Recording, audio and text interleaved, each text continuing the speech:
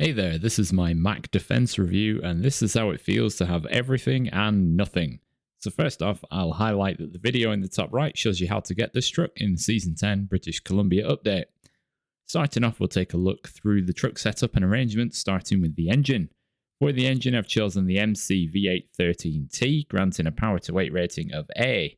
Following this, we have the high-range gearbox equipped with the starting clip, so this rounds off the remaining stats as A- for durability and C+ for fuel consumption. You do have 4 gearbox options to go for, including the multi-purpose, fine-tune, high-range, and off-road. You have 3 suspension options for this truck, including stock, active, and raised, which are all self-explanatory. All-wheel drive is always on, and diff lock is on a toggle, although personally I'd rather have it the other way around, but 8-wheel drive is always nice to have. For tyres, the Mack Defense can only have 47-inch tyres, and its stock tyres are in the off-road class, so a bit better on dirt than in mud, but they're not bad. Unfortunately, the mud tyre options aren't great, as they have the same stats pretty much as the off-road tyres, though maybe a little bit better, so mostly just choose whatever you want. For ice, though, you do have a chain tyre option, but obviously do not equip these for mud.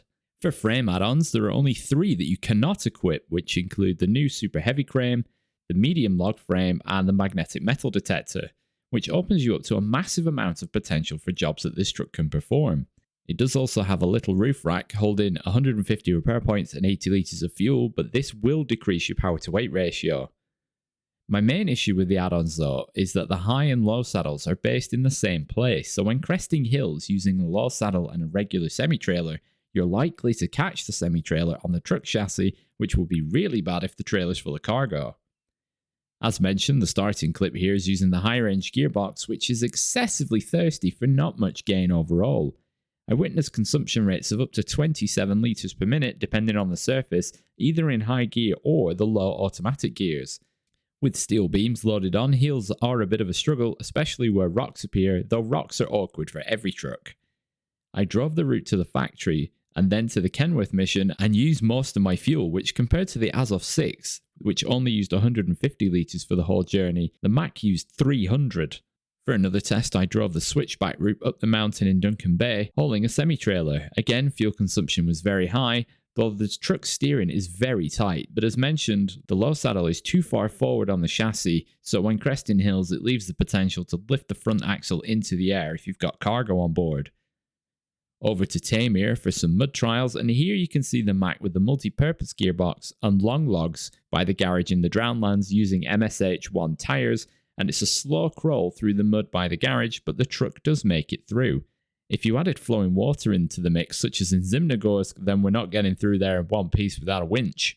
I then switched to the off-road gearbox and the OHS2 tyres, and as expected, slightly worse performance in the mud, and I couldn't actually escape in good time.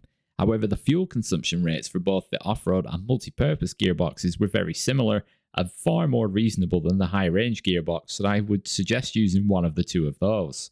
To summarise, the pros of this truck include an 8x8 drive chassis is always a win, along with all-wheel drive is always on, crane flat trailer combos are available, and it can equip all of the major add-ons bar medium logs. And the cons of this truck include that the low saddle is too far forward, diff lock is on a toggle, and can only move medium logs with the trailer, and poor tyre options. It is a very good looking truck in my opinion, and I really enjoy the aesthetics of it, but the tyre options are just shocking.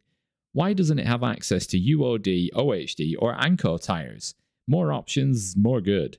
If you want maximum power, do not equip the roof rack as it will decrease your power to weight ratio. Having the option for pretty much any add-on is excellent, and in my view it is only missing the medium logs, and I'm not including the super heavy crane because it's for niche situations and would probably ground this truck to a halt. So after that, it's just a 6 out of 10 for me. Yeah, tyres can really make or break a truck, and as I've demonstrated in my Ford series, you don't always need all-wheel drive and diff lock to get by. If your tyres are half decent, away you go. By the way, when rescuing this truck, do use something that's pretty beefy, as it is very heavy and will not want to drive through the mud and water when you're towing it with a winch. And on that bombshell, I want to thank you very much for watching. If you found this video useful, then please let me know down below and have a great day.